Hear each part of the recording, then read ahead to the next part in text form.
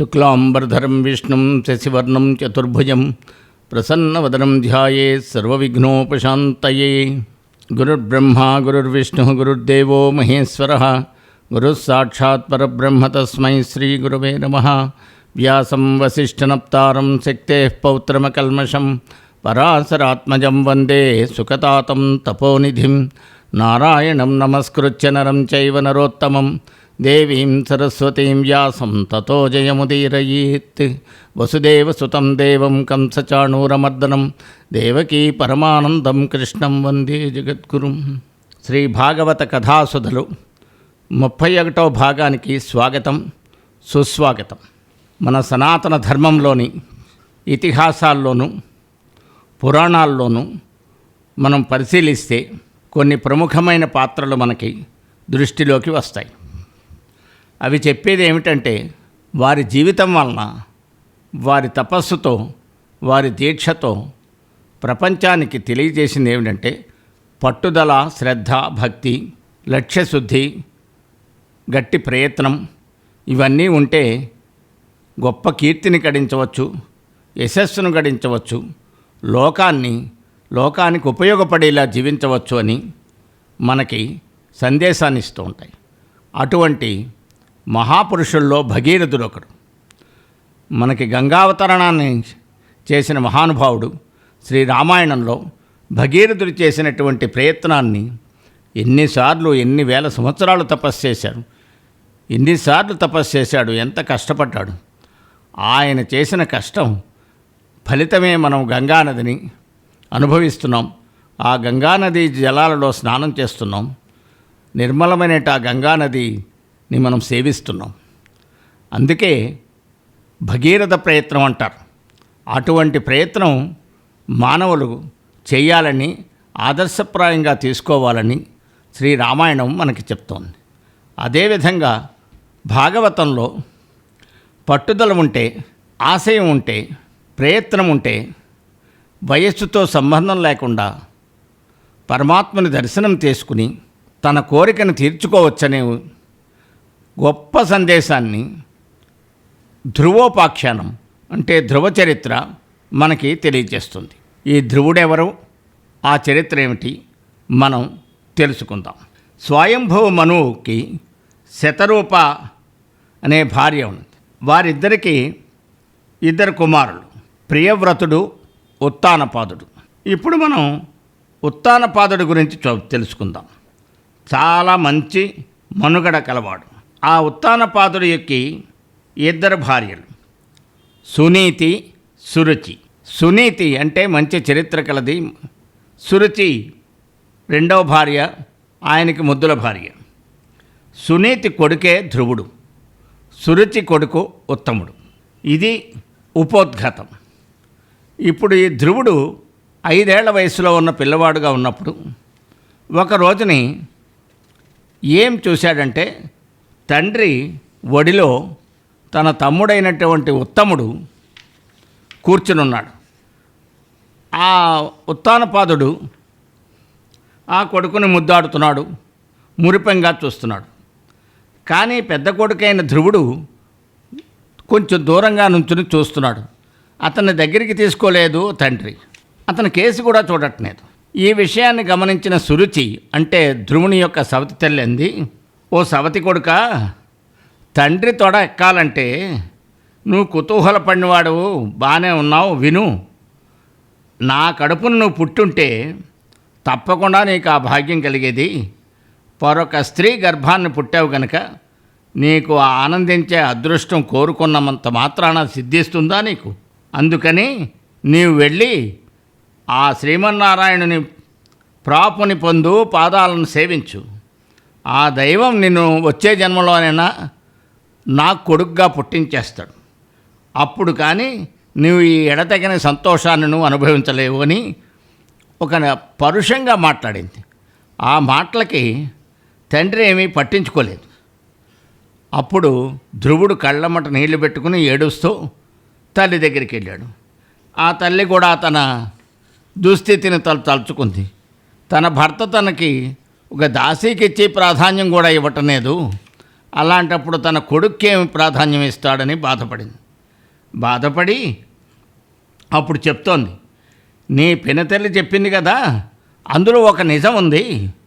నీ తండ్రి తొడ మీద కూర్చుందామనుకుంటున్నావు కదా, అది నీ కోరిక. అయితే నీవు ఆ సర్వరక్షకుడైన పరాత్పరుని పాదాలు ఆశ్రయించు. అప్పుడు నీవు అత్యున్నతమైనటువంటి స్థానానికి వెడతావు. ఆ స్థానంలో నువ్వు ఉంటావు. నిజానికి నువ్వు ఆలోచించి చూస్తే సత్వాది గుణరూపాల్లో గోచరమయ్యే విష్ణుమూర్తి పాదాలను కొలిచి ఆ బ్రహ్మ అంత ఉన్నతి పదవిని అందుకోగలిగాడు. మీ తాత స్వయంభూ మనువు కూడా ఎంతో ఔన్నత్యం కలవాడు, ప్రఖ్యాతుడు. శ్రీ మహావిష్ణువుని అనేక ప్రదక్షిణలతో సేవించాడు. తాను కూడా స్వర్గసౌఖ్యాలని అనుభవించాడు, ముక్తిని పొందాడు. అటువంటి అచ్యుతిని, పరుని, ఆయన పాదపద్మాలని నీవు ధ్యానించు, పూజించు అని తేల్చి చెప్పింది. చెప్తూ ఆ దేవుణ్ణి నువ్వు పూజించుకో, అంతే తప్ప ఈ మానవుల్ని ఏం పూజిస్తావు? నీ చింతన తీర్చేవారు మరెవరూ లేరు అని సునీతి అని ధ్రువుని తల్లి తేల్చి చెప్పింది. అప్పుడు పట్టణం వదిలేసి ధ్రువుడు పట్టుదలతోటి శ్రీమన్నారాయణ మీద ధ్యానం చేద్దామని అడవులకి వెడుతున్నాడు. ఈ విషయం నారద మహర్షికి తెలిసి ఆ ధ్రువుని దగ్గరికి వచ్చాడు. వచ్చి, అబ్బో, ఈ క్షత్రియ కుల తేజం ఎంత చిత్రం కదా, ఆత్మగౌరవానికి విఘాతం కలిగితే ఎంత కోపం వస్తోంది వీళ్ళకి. ఈ చిన్న వయస్సులో కూడా ఆ పినతల్లి పరుషమైన మాటలను బెంగబెట్టుకుని ఇలా వెళ్ళిపోతున్నాడు అనే విషయాన్ని ఆలోచించి, ఓ పిల్లవాడా, సర్వ సౌభాగ్యాలతో ఉన్న ఇల్లుని కాదని ఇలా ఏకాకిగా ఎక్కడికని పోతావు? నీకు కావలసిన వాళ్ళు చేసిన నిరాకరణ నిన్ను బాగా దిగాలు పరిచిందని నాకు అనిపిస్తోంది. అప్పుడు ధ్రువుడు చెప్పాడు, సవతి తెల్లి మాట్లాడిన మాటలు ములుకుల్లా తగిలే నాకు. ఈ గాయాన్ని నేను దైవ ధ్యాన యోగం అనే తృప్తికరమైన మందుతో మాన్చుకోవాలనుకుంటున్నాను అన్నాడు. ఆ మాటలు విన్న నారదుడు ధ్రువుడిని అనునయిస్తున్నాడు. నీ వయస్సు చాలా చిన్నది, నీకు కోపం వచ్చి ఉండవచ్చు, కానీ నీవిప్పుడు సాధించడానికి కొంచెం కష్టం. చిన్న వయసులో ఉన్నావు. నువ్వు ఇంటికి వెళ్ళి సుఖంగా ఉండు. ధ్యాన యోగ శాస్త్ర పద్ధతిని ప్రవర్తించి ఆ జగన్నాథుని ధైర్యం సంపాదిస్తానంటున్నావు, కానీ అది ఎంత సులభమా? యోగేశ్వరులంతా తెంపులేని భూలోక జన్మల్లో సంసారం పట్టక్కదా మనని మతితోనే ఉంటున్నాడు. మనన మతితో ధర్మబద్ధంగా శ్రద్ధాళువుల యోగ సాధన చేస్తారు. నీవు కేవలం చేసే ఆరాధన వలన దైవం ప్రత్యక్షం కాడు. అనవసరంగా సమయాన్ని వృధా చేసుకోకు. ఇంటికి వెళ్ళు, తృప్తిగా ఉండు అని చెప్తున్నాడు. చెప్తే ఆయన వింటాడా ధ్రువుడు? ఆ కుర్రవాడు వినలేదు. వినకుండా చెప్తున్నాడు, మహానుభావ, నేనైతే ధ్యానం చేసుకుందామనుకుంటున్నాను. నాకు మెతక స్వభావం లేదు. నేను తలుచుకున్నది సాధించాలనే పట్టుదలనుంది. నీవే నాకు ఒక మంచి తోవను చూపు. నీవు పరదైవమైన బ్రహ్మ తొడ నుంచి పుట్టావు. బహు నేర్పరివి వీణావాదనంలో. ఈ లోకం శ్రేయస్సు కోసమే సర్వం అర్పిస్తూ సంచరిస్తుండే అపర సూర్యుడనేవాడివి అని నారదుడిని పొగిడాడు. అప్పుడు నారదుడు ధ్రువునితో మళ్ళీ అంటున్నాడు, ఓ బిడ్డ, నిన్ను ఇప్పుడు ముక్తిపథానికి ప్రేరేపించిన వాడు వాసుదేవుడే. నీకింత చిన్న వయసులో అటువంటి నమ్మకం కలిగిందంటే అది వాసుదేవుని కృపే. నువ్వు ఇప్పుడు ఏం చేస్తావంటే శ్రేష్టమైన యమునా నదికి వెళ్ళు. ఆ యమునా నది దగ్గర ఒక మధువనం అనేది ఒకటి ఉన్నది. చాలా పవిత్రమైనటువంటి వనం, పుణ్యప్రదమైంది, ప్రసిద్ధమైంది. విష్ణు సన్నిధి ఉంది అక్కడ. అక్కడికి వెళ్ళు, నీకు శుభం కలుగుతుంది. అక్కడ నీవు యమునా నదిలో స్నానం చేయి. నారాయణమూర్తికి అత్యంతమైన శ్రద్ధతో మొక్కుకో. యమనియమాలను ఆచరించు అన్నాడు. ఇప్పుడు యమనియమాలంటే ధ్రువుడికి ఏం తెలుస్తాయి చిన్నపిల్లవాడికి? యమనియమాలు ఏంటో పతంజలి యోగశాస్త్రం చెప్తోంది. మనం కూడా తెలుసుకుందాం. యమము అంటే అహింస, సత్యము, అస్థేయము, బ్రహ్మచర్యము, అపరిగ్రహము. నియమాలంటే శౌచము, సంతోషము, తపస్సు, స్వాధ్యాయము, ఈశ్వర ప్రణిధానం. ఇవన్నీ నువ్వు చెయ్యాలి. నువ్వు వేదాలు వల్లించడం అన్నీ నీకు తెలియదు, ఎందుకంటే తగిన వయస్సు లేదు నీకు. అందుకని నీకు ఈ ప్రాణాయామం చేయి 3 సార్లు. 3 ప్రాణాయామాలు 3 తడవలు చేయి, ఒక్కొక్కసారి 3 చొప్పున. దాన్ని త్రివృత్ ప్రాణాయామం అంటారు. అది ఏమిటి? ప్రాణాయామంలో పూరకము, కుంభకము, రేచకము అని ఉంటాయి. ఈ 3 కలిపితే ఒక ప్రాణాయామం. ఇలాంటివి 3 సార్లు చేస్తే త్రివృత్ ప్రాణాయామం. దీనివల్ల నీకు దోషాలు లేని మనస్సు వస్తుంది. ఆ దిట్టమైన హృదయంతో నువ్వు భగవంతుణ్ణి ఆశ్రయించు.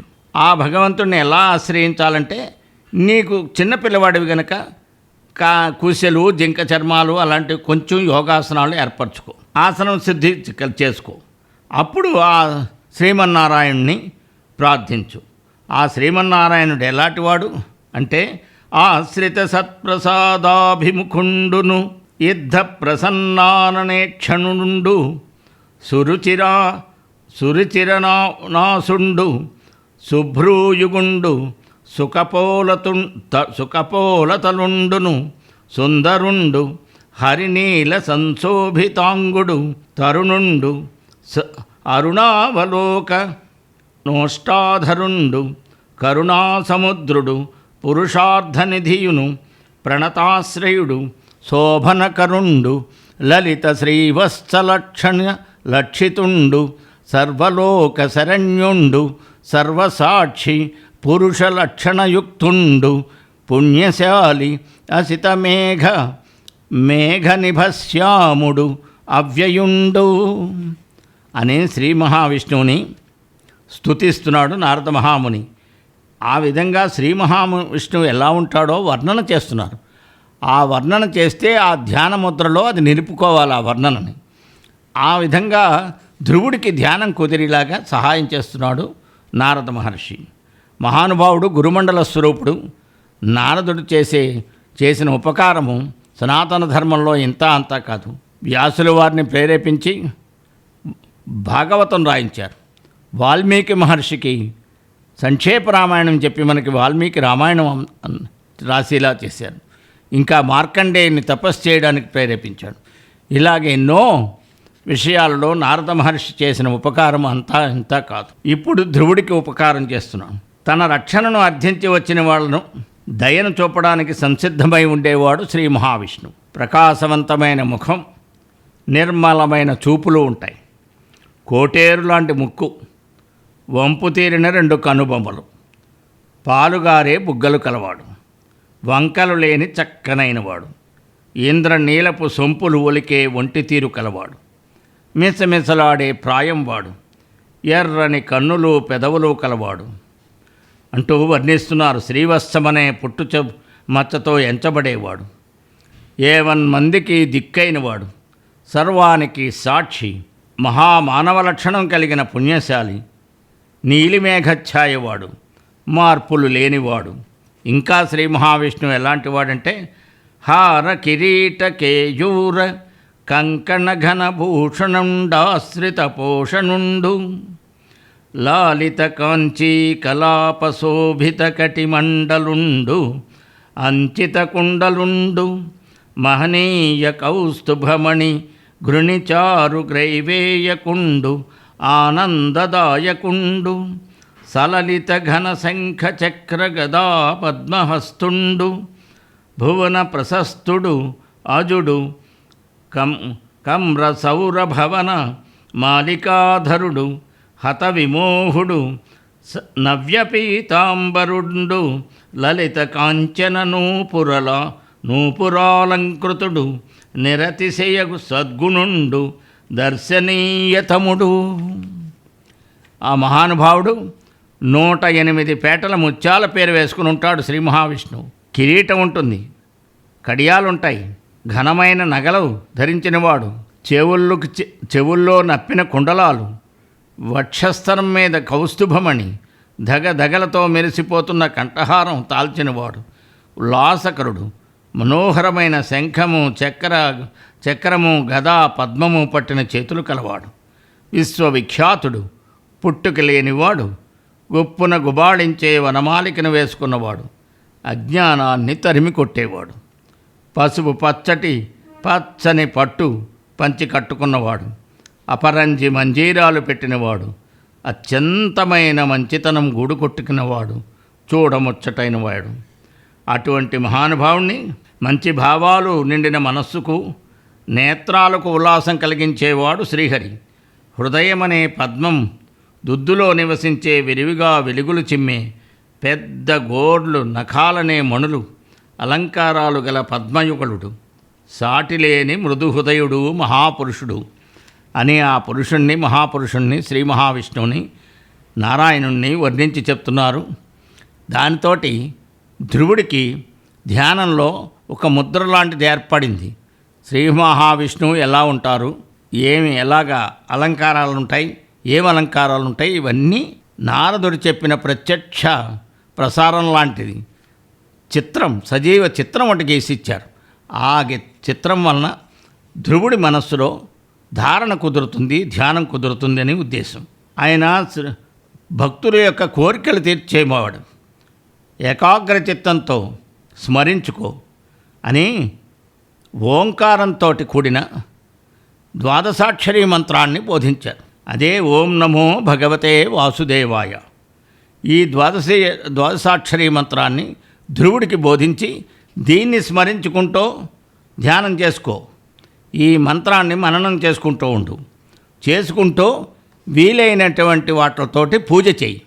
ఆ పూజలు ఎలా చేయాలో పోతన గారు అద్భుతమైన పద్యంలో మనకి చెప్తున్నారు. దూర్వాంకురశ్యాము జలజంబులను చారు జలనయనున్ తులసీదళంబుల తులసికాదాముని మాల్యంబులను వినిర్మల చరిత్రున్ పత్రంబులను పక్షిపత్రుని కడు వన్యమూలంబులను ఆదిపునోలఘనుని సంచిత భూర్జత్వగాది నిర్మిత వివిధాంబరములను పీతాంబరధరున్ తనరు భక్తిని మృచ్ఛిలాదారు రచిత రూపములయందుగాని నిరూఢమైన సలిలములయందుగాని సుస్థలములందుగాని పూజింపవలయు ఆ కమలనాభున్. మహానుభావుడు పోతనామాచుల వారు ఆ శ్రీహరిని ఎలాగ అర్చించాలో నారదుల ద్వారా మనకి తెలియజేస్తున్నారు. గడ్డి పరకలు పోలిన చామన ఛాయ గల వాసుదేవుణ్ణి గరిక పోచలతోనే అర్చించాలి. చక్కనైన పద్మాల వంటి నేత్రాలు కల శ్రీహరిని పద్మాలతో పూజించు.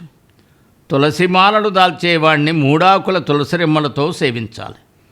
నిష్కళంకమైన చరిత్ర కలవాణ్ణి పూలమాలలతో, గరుడ పక్షి రెక్కల మీద విహరించేవాణ్ణి ఆకులతో, లోకాలకు మూలదుంప వంటి పరమేశ్వరుణ్ణి వనమూలికలతో, పసుపు పచ్చటి పట్టు పుట్టం కట్టుకున్నవాణ్ణి చెట్టు బెరడు పట్టలతో, నేసిన నారబట్టలతో భజించాలి. మన్నుతో కానీ, రాయితో కానీ, కొయ్యతో కానీ దిద్దిన విగ్రహమూర్తుల్లో కానీ, ప్రసిద్ధమైన పుణ్యతీర్థాల్లో కానీ, క్షేత్రాల్లో కానీ ఆ నారాయణుణ్ణి కొలవాలి. దృఢచిత్తుడు, శాంతుడు, నియత పరిభాషణుడు, సుమహితాచారుడు, వర్ణిత హరిమంగళగుణుండు, మితవన్యాసనుండు నగుచు మెలగవలయున్. మనస్సు నిగ్రహించుకో. మృదు స్వభావం కావాలి. సంభాషణలు కట్టడి చేసుకో. సదాచారంగా ఉండు. స్తుతిమంతుడైన హరి యొక్క శ్రేష్ఠ గుణాలని నీవు కూడా కొన్ని అలవర్చుకో. కందమూలాదులను మితంగా తిను. ఈ తీరుగా ప్రవర్తిస్తూ శ్రీహరిని అర్చించు. ఆ కీర్తనీయుడైన దైవం తన ప్రకృతితో తన ఇష్టం వచ్చినట్టు అవతారాలు ఎత్తుతాడు. ఊహాతీతంగా కావించే ఆయన లీలలను మనస్సుకు పట్టేటట్టు తలుచుకో. కార్యాచరణ బుద్ధితో చేసే పూజాదిక సేవలన్నిటినీ ఈ ద్వాదశాక్షర మంత్రం, ఈ వాసుదేవ మంత్రంతోనే ఆ దైవాన్ని నువ్వు పొందాలి. ఇలా త్రికరణ శుద్ధిగా చేసిన కర్మతో గుండెల్లో నిలిచిపోయేలా భక్తి పూజలతో ఉపచరించాలి. ఆ భగవన్మాయకు లోను కాని ఆరాధులకు చతుర్విధ పురుషార్థాలలో కోరింది కోరినట్టుగా ఆ శ్రీహరి ప్రసాదిస్తాడు. విరాగి అయినవాడు నిత్యం స్మరిస్తూ భక్తియోగం చేత ముక్తి కోసం భజిస్తాడు అని దేవర్షి చెప్పగా విన్నాడు. ఆ ధ్రువుడు ఎంతో భక్తితో నారదుడికి ప్రదక్షిణలు చేసి నమస్కరించాడు. ఆ ఋషిలోక సేవ్యమైనట్టి సకల ఫలప్రదమైనటువంటి ఆ పరాత్ముడి పాదపద్మాలని అలంకరించబడి మధురవనానికి వెళ్ళాడు. తరువాత కథ వచ్చే భాగంలో చెప్పుకుందాం. సర్వం కృష్ణార్పణమస్తు. స్వస్తి.